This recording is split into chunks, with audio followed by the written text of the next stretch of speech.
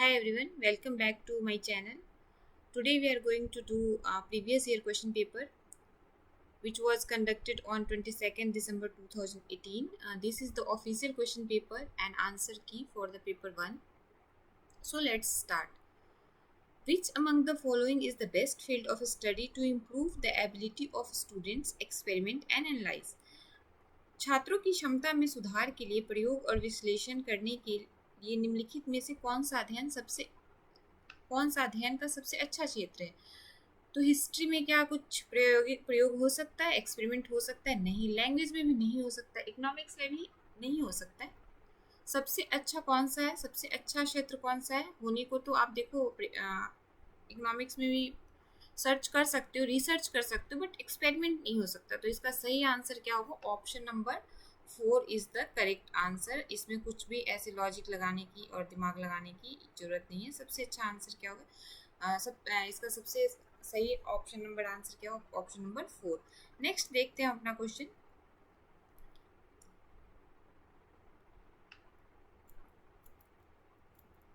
Next question है, विच among the following reflects best the quality of teaching in classroom?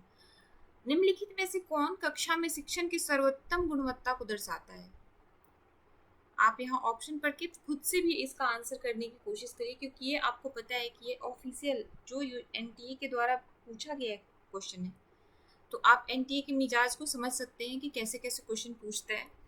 और कुछ question बहुत easy देता है, तो कुछ क्वेश्चन बहुत डिफिकल्ट देता है। इसीलिए प्रीवियस ईयर क्वेश्चन करने से हमें क्वेश्चन करने का तरीका और एक्यूरेसी पता चल जाती है। तो इसका सही आंसर क्या होगा? विच among the following reflects best qualities of the teaching in classroom through the use of many teaching aids in classroom? ये भी हो सकता है, बट बहुत ज़्यादा इफेक्टिव नहीं है। Through the quality of questions asked by the student in classroom. हाँ, ये ऑप्शन नंबर 2 जो है इसका सही आंसर है। आई होप कि आप लोगों ने भी सही आंसर पे टिक किया होगा। Option number 2 is the right one. Next देखते हैं, artifacts that arise and affects internal validity in research are? अनुसंधान में आंतरिक वैधता उत्पन्न कर और प्रभावित करने वाले कारक कौन कौन से हैं? इसको हम एक एक करके पहले छाटेंगे। हिस्ट्री है, बिल्कुल हो सकती है हिस्ट्री। रेंडमाइजेशंस नहीं हो सकते। मैच्योरिटी, हाँ जी बिल्कुल मैच्योरिटी भी हो सकती है। और इंस्ट्रूमेंटेशन भी हो सकता है, एक बार देखने की जरूरत है। हाँ, ये भी इंस्ट्रूमेंटेशन भी हो सकता है और एक्सपेरिमेंटल मोडालिटी भी हो सकती है। तो हमारा जो ऑप्शन कौन कौन सा बन रहा है? हमारा बन रहा है ए, सी, डी और ई। ए, सी, डी और ई कौन से में आ रहा है? ए, बी, सी और डी नहीं। ए, सी, डी और ई हमारा ऑप्शन नंबर 3। इसका सही आंसर क्या होगा? Option number 3। आई होप कि आप लोगों ने भी सही आंसर किया होगा। नेक्स्ट देखते हैं,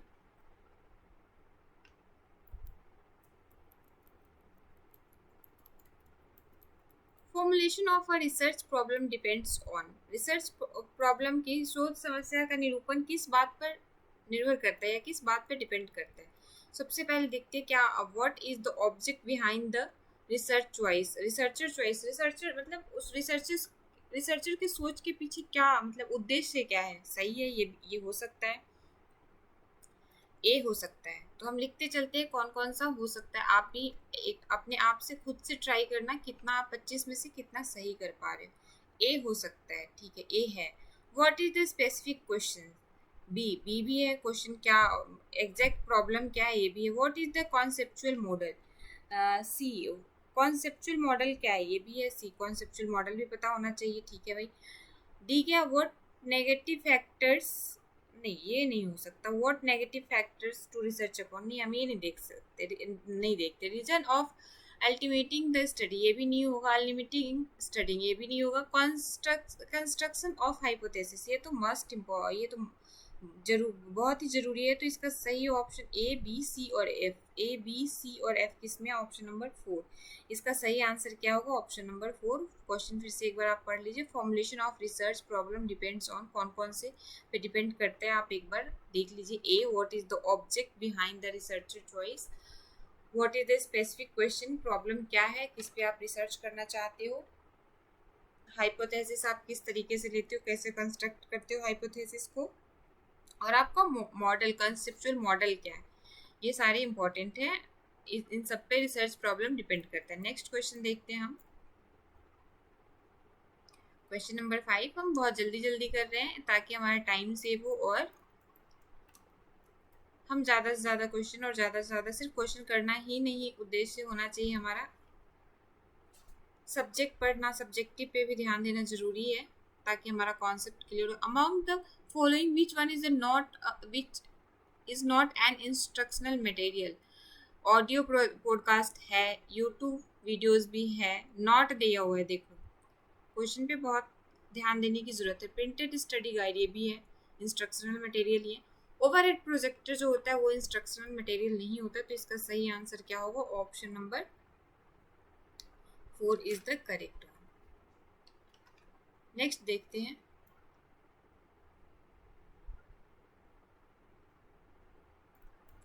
suppose as a teacher you are suppose as a teacher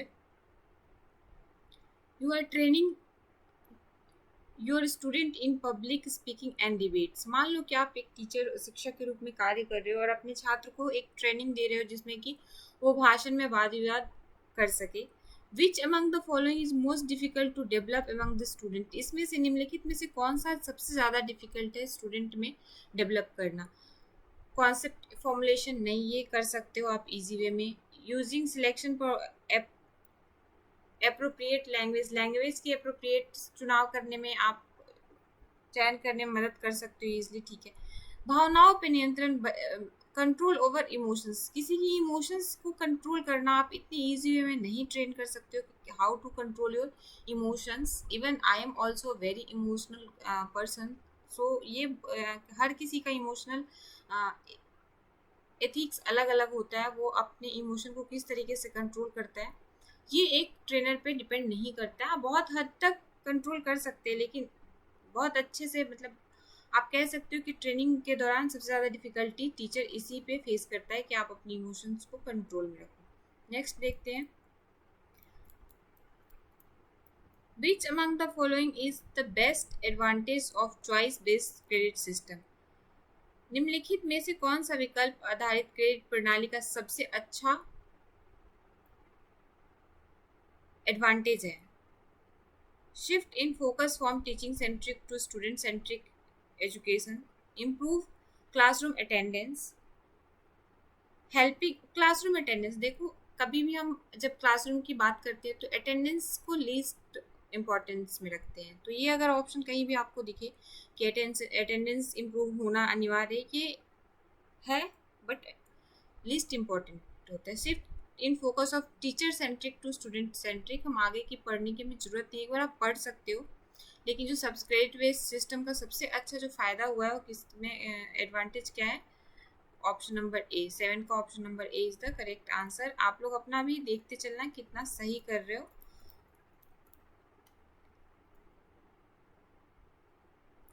the components of research design are, research design में कौन कौन से कंपोनेंट्स वेरी करते हैं। क्वेश्चन नंबर 8 का क्या आंसर होना चाहिए, ए कंप्रीहेंशन, सही है, ये होना चाहिए।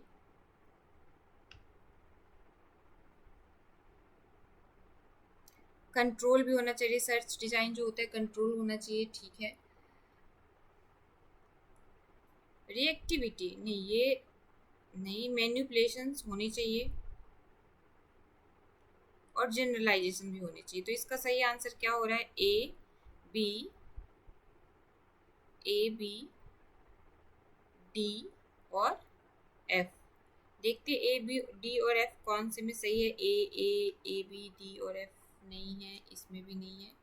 नेक्स्ट देख लेते हैं,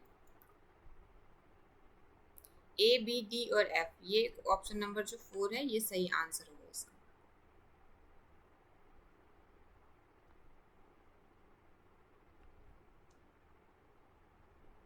option number 4 is the correct. Next देखते हैं question number 5। The 4 major operations in scientific research are, scientific research में 4 महत्वपूर्ण कौन कौन से ऑपरेशंस हैं या प्रक्रिया हैं, आप कह सकते। डिमॉन्स्ट्रेशन ऑफ कोवेरियंस, हाँ ये है, बिल्कुल मैं कह सकती हूँ।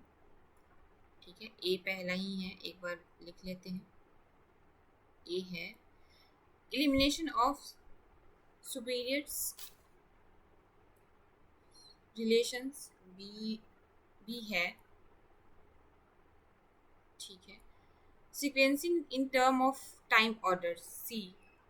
टाइम सीक्वेंसिंग टाइम ऑर्डर्स भी होने चाहिए, सही है। टाइम बाउंड भी होने चाहिए, सी, क्योंकि आप एक साइंटिफिक एक तरीके से आप रिसर्च कर रहे हो तो टाइम ऑर्डर भी होने चाहिए। सेल्फ एजुकेशन, ये सेल्फ एजुकेशन यहाँ पे इतनी इम्पोर्टेंट नहीं है। ऑपरेशनलाइज ऑफ पर्सनल चॉइस, नहीं ये भी इतनी इम्पोर्टेंट नहीं है। थ्योराइजेशंस, हाँ ये होनी चाहिए, एफ। तो सही ऑप्शंस क्या क्या मिल रही, ए बी सी और एफ। देखते ए बी सी और एफ कौन कौन से में आ रहा है। ए बी सी और एफ, 9 का ऑप्शन नंबर 3। 9 का कौन सा ऑप्शन सही दिख रहा है, 9 का option number 3, A B C और एफ तीनों में है। Option number 3 is the correct one. ठीक है, नेक्स्ट क्वेश्चन देखते हैं, question number 10। A variable that is manipulation is known as, इसमें कुछ भी तुक्के मारने की जरूरत नहीं है, कोई ऑप्शन पढ़ने की जरूरत नहीं है। वेरिएबल जो मैनिपुलेटेड वेरिएबल्स होता है उसको हम किसी और नाम से जानते हैं, उस नाम को क्या कहते हैं, इंडिपेंडेंट वेरिएबल। इंडिपेंडेंट वेरिएबल को हम किस और नाम से भी जानते हैं, मैनिपुलेटेड वेरिएबल्स के नाम से। तो इसका सही आंसर क्या होगा, option number 3 is the correct. Okay, series से क्वेश्चन आ गया। क्या है, the next term in the series 0, 1, 9, 36, 100 is. अब आप देखो इसमें लॉजिक क्या लगा हुआ है, 0, 1, 9, 36, 100। एक बार आप सोचो, मुझे पता है लेकिन एक बार आप भी सोचो कि इसमें लॉजिक क्या लगा हुआ। नहीं तो मैं बताने के लिए रेडी हूँ। चलो देखते हैं इसमें लॉजिक क्या लगा हुआ। 0 प्लस 1 का cube equal to 0 plus 1 equal to 1। ठीक है, इस 1 को फिर आप लेके आओ, 1 प्लस 2 का cube equal to 1 plus 8 equal to 9। Next term भी आ गया समझ में आपको। फिर 9 यहाँ लेके आते, 9 प्लस 3 का cube equal to 9 plus 27 equal to 36, ये भी समझ में आ गया। 36 प्लस 4 का क्यूब इक्वल टू 36 प्लस 4 का क्यूब क्या होता है, 60, 64 इक्वल टू 100। अब हम फिर नेक्स्ट देखते हैं, 100 प्लस, यहाँ तक देखो एक सीक्वेंस में आ रहा है, एक एक जुड़ते हुए आ रहा है, तो यहाँ पे क्या होगा, 5 का क्यूब इक्वल टू 100 प्लस 5 का क्यूब क्या होता है, 125 इक्वल टू 225। सही आंसर क्या होगा, ऑप्शन नंबर 4। आई होप कि आप लोगों को ये सीरीज समझ में आया होगा। नेक्स्ट देखते हैं,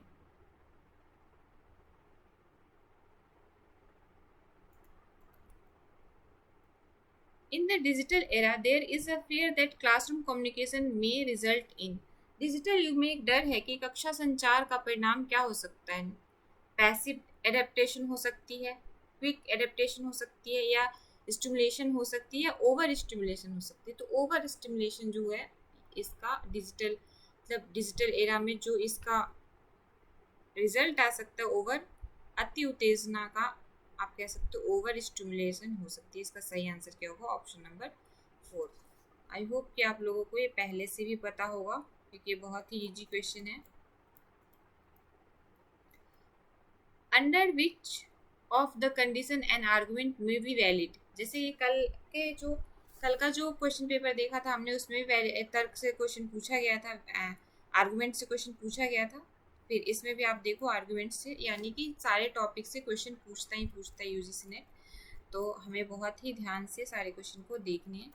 स्टेटमेंट क्या है? When its conclusion and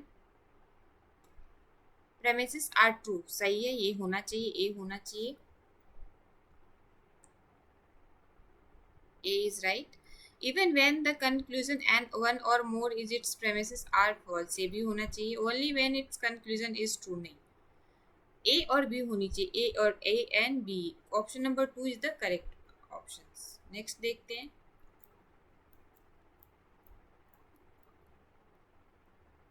Jennifer's father in law, ये रिलेशन से, ब्लड रिलेशन से भी क्वेश्चन पूछ रहा है.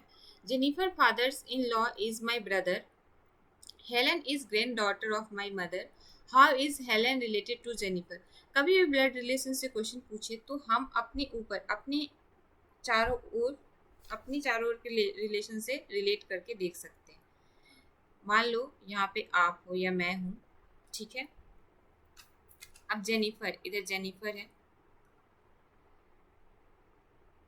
इसका जो जेनिफर की जो फादर इन लॉ हुई वो मेरे ब्रदर है, यानी कि मेरे सिबलिंग हुए.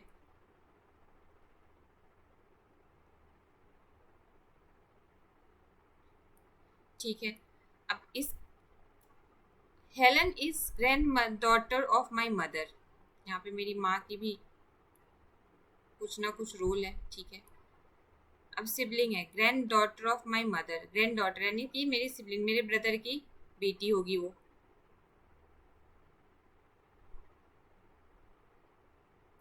तो ये जेनिफर से कैसे, किस रिलेशन में है? तो सिस्टर इन लॉ हुई उसकी. कभी भी इस टाइप के जो क्वेश्चन आंसर आए तो आप अपने आप को बीच में रख के और इसको सॉल्व कर सकते हो. बहुत इजी क्विक आंसर इसका आपको निकलेगा. Option number 4, option number 3 is the correct. Next देखते हैं. Truth and falsity are attributes of. Truth and, सत्य और असत्य किसके गुण हैं? सत्य और असत्य किसके गुण हैं? तो ये कथन के गुण है. सत्य और असत्य किसके गुण होते हैं? सत्य और असत्य कथन के गुण होते हैं, प्रपोजिशंस के गुण होते हैं. सही ऑप्शन क्या है? Option number 2. सत्य और असत्य कथन के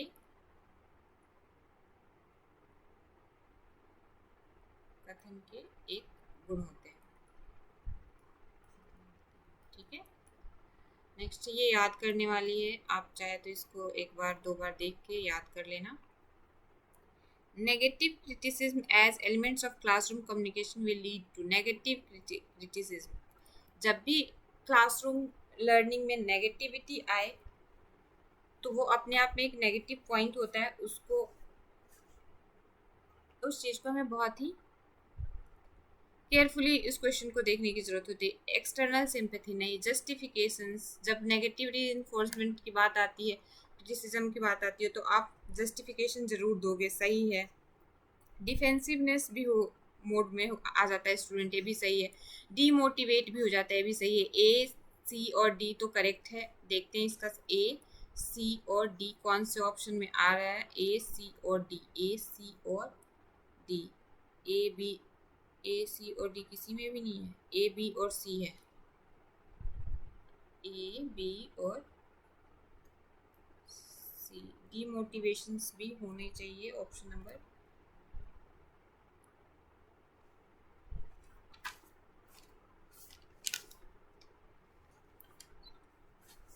बी, सी, सॉरी ए नहीं है, बी. ए तो एक्सटर्नल सिंपैथी तो नहीं है. मैं वही सोचूं कि गलती कहाँ से हो रही है हमसे.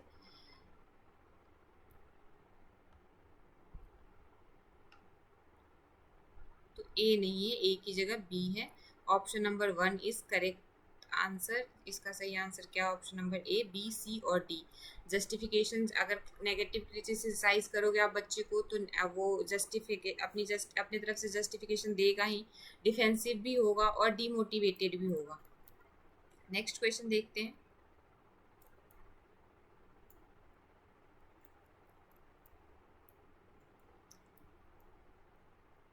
The rhetorical approach in classroom communication consider teacher as a agent of student. कक्षा संचार में अलंकृत किसी भी तरीके से अगर आप बात करते हो अच्छे कक्षा संचार में अलंकारिक दृष्टिकोण शिक्षकों को छात्रों के एजेंट के रूप में बताता है। क्या बताता है भाई? प्रभावित करता है, इन्फ्लुएंस करता है। अगर आप अच्छे से अपनी अपनी बातों को अच्छे तरीके से क्लास रूम में रखते हो, इंटरेस्टिंग वे में रखते हो, तो वो बच्चों को इन्फ्लुएंस करता है। Option number A is the correct, option number A किसका सही आंसर होगा। नेक्स्ट क्वेश्चन देखते हैं।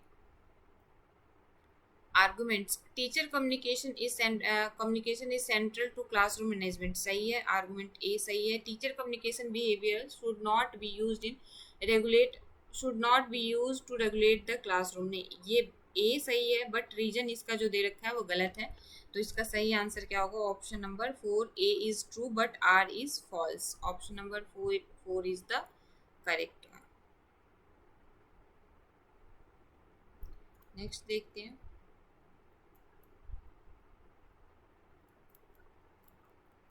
Non verbal communication is considered as, non verbal communication को आप किस चीज़ में कंसिडर करते हो? इनफॉर्मल एजुकेशन में आ जाता है नॉन वर्बल कम्युनिकेशन जो होता है इनफॉर्मल होता है। नेक्स्ट देखते हैं। अल्फाबेटिकल सीरीज पे भी क्वेश्चन पूछा हुआ है।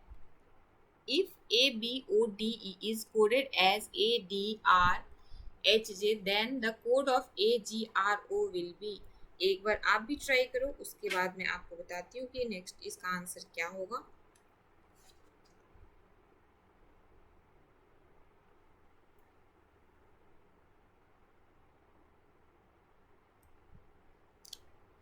इस टाइप के क्वेश्चन 2 नंबर के 2 क्वेश्चन जरूर यूजीसी नेट हर साल पूछता है, तो आप ए से A to Z सबके नंबरिंग जरूर आप याद कर लेना, और जाते के साथ सबसे पहले जो ब्लैंक पेपर मिलता है उस पर आप उसको राइट डाउन कर लेना ताकि आपका समय बचता है। अगर मान लो नंबरिंग में कॉन्फिडेंस नहीं है आपको, तो आप इसको जाते के साथ, मैं तो जब एग्ज़ाम देने गई तो जाते के साथ पहले राइट डाउन कर ली थी, उसके बाद जैसे ही वो क्वेश्चन आया फटाफट से कर लिया। तो आप जाते के साथ इसको राइट डाउन, आप देखो ए से ए क्या है 0, बी से डी +2 है, ओ से आर, अगर हम ओ से आर जाते हैं तो +3 आ जाता है। मुझे नंबरिंग याद है, ABO, डी से एच जाते हैं तो +4 होता है, करके देख लो। DEFGH, फिर ई से जे जब जाते हैं तो +5 होता है, यानी कि एक एक नंबर हर उस सीरीज में बढ़ रहा है। फिर हम यहाँ पे लिख देते AGRO, ए से ए पहला 0 है तो ए से ए ही होगा, देखो सारे में ए दे रखा है सब सारे ऑप्शंस में। चलो भाई, जी से +2 क्या करेंगे? जी से +2 क्या करोगे? GHI लिखोगे, ठीक है भाई। अब आर से +3 क्या करोगे? आर से +3 कर लो आप, आर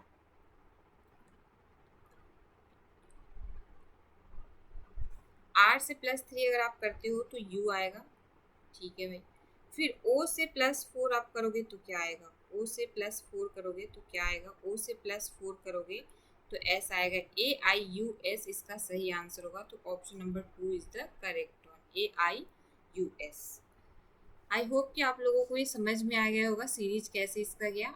ये इसकी number A1 B2 C3 D4 ये याद करने की इसके ट्रिक होते हैं, इसके ट्रिक से आप इसको याद करोगे। जैसे L12 जो होता है तो आप L12 ऐसे करके इसके ट्रिक से आप याद करो, निमोनिक से याद करोगे, बहुत जल्दी याद हो जाता है। नेक्स्ट देखते हैं। नेक्स्ट भी सीरीज से ही है। Choose the word which is different from the rest. इसमें आपको क्या दिख रहा है? Shivalik hills, Aravalli hills, Nilgiri hills सब कहाँ हैं? सब इंडिया में हैं। और जो किलिमंजारो माउंट किलिमंजारो दिख रहा है, ये क्या है? ये एक वोल्केनो है। जो कहाँ पे है volcano? United Republic of Tanzania में ये वोल्केनो है। तो ये इसका सही आंसर क्या होगा? ऑड वन आउट क्या है इसका? Option number 1 mount Kilimanjaro. 21 question हम कर चुके हैं। आप अपनी स्कोर देखते रहना कि कितना आपने सही किया है। Which one of the following can be valid in inferred for the prepositions all animals are wild. सभी जानवर जंगली होते हैं। इस प्रस्ताव में निम्नलिखित में से कौन सा वैध रूप से अनुमान लगाया जा सकता है? Some no one animals are wild, नहीं, ये अनुमान लगाने का सही तरीका नहीं है। Some animals are not wild, ठीक है, बट सभी इसमें कह रहा ऑल एनिमल्स आर वाइल्ड, तो ये भी नहीं होगा। नो एनिमल्स आर वाइल्ड, ये भी नहीं होगा। सम एनिमल्स आर वाइल्ड, ये हो सकता है। ऑप्शन नंबर 4 इसका सही आंसर होगा। नेक्स्ट देखते हैं। फिर आगे ABCD के बेस पे, अल्फाबेटिकल बेस पे, the next term in the letter series DEF HIJ LMN PQR TUV SH। हम इस सीरीज को एक बार फिर से आप सॉल्व करो, मैं भी एक बार सॉल्व करके आपको बताने की कोशिश कर रही हूँ, बट एक बार आप खुद से कोशिश करो। DEF,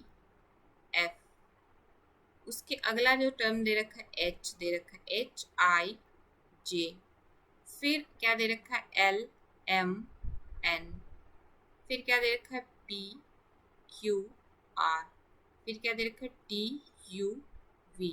तो नेक्स्ट हमें पता करना है। नेक्स्ट क्या है? DEF FGH, यानी कि यहाँ से +2 कर रहे हो तो H आ रहा है। HIJ KL, यहाँ से भी +2 कर रहे हो तो L आ रहा है। NOP, यहाँ भी +2 कर रहे हो तो P आ रहा है P।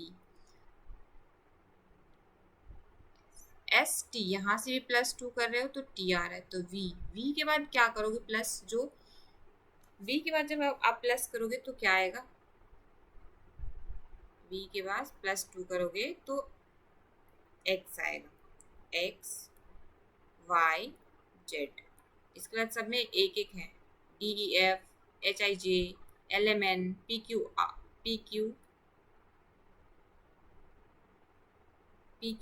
सॉरी मैं PQP सोच रही हूँ, कहाँ से PQ TUV। तो XYZ, इसका सही ऑप्शन क्या होगा? Option number A XYZ is the correct. Next question देखते हैं। The output quality of the printer is measured by ICT से क्वेश्चन आ गया। डायरेक्ट क्वेश्चन, इसका आंसर डायरेक्ट आंसर पे जाती हूँ। ये मेमोरी बेस्ड क्वेश्चन है। डॉट्स पर इंच, इसका सही आंसर क्या होगा? ऑप्शन नंबर 2 डॉट्स पर इंच। प्रिंटर की आउटपुट गुणवत्ता किसके द्वारा मापी जाती है? तो डॉट्स पर इंच। नेक्स्ट क्वेश्चन है और आज के सीरीज का लास्ट क्वेश्चन है। Denotes an error is the computer program. Computer program में जो एरर आता है उसे हम क्या कहते हैं? स्पैम, बाइट, वायरस, बग्स, उसे हम बग्स कहते हैं। ये भी मेमोरी बेस्ड क्वेश्चन है। ICT से भी 10 क्वेश्चन पूछे जाते, 10 नंबर के क्वेश्चन पूछे जाते हैं। तो आई होप कि आप लोगों को ये क्वेश्चन सीरीज पसंद आया होगा। मिलते हैं हम अपने मिलते हैं हम कल इसी time next set of 25 question में। तब तक के लिए आप अपना ध्यान रखिए, पढ़ते रहें, एग्जाम सर पे है। होप कि आप लोगों की तैयारी बहुत अच्छे से चल रही होगी। अगर आप लोगों को वीडियो आप लोगों के एग्जाम में हेल्पफुल हो तो प्लीज़ लाइक एंड सब्सक्राइब कर देना चैनल को। Thank you. मिलते हैं हम कल अपनी नेक्स्ट वीडियो में।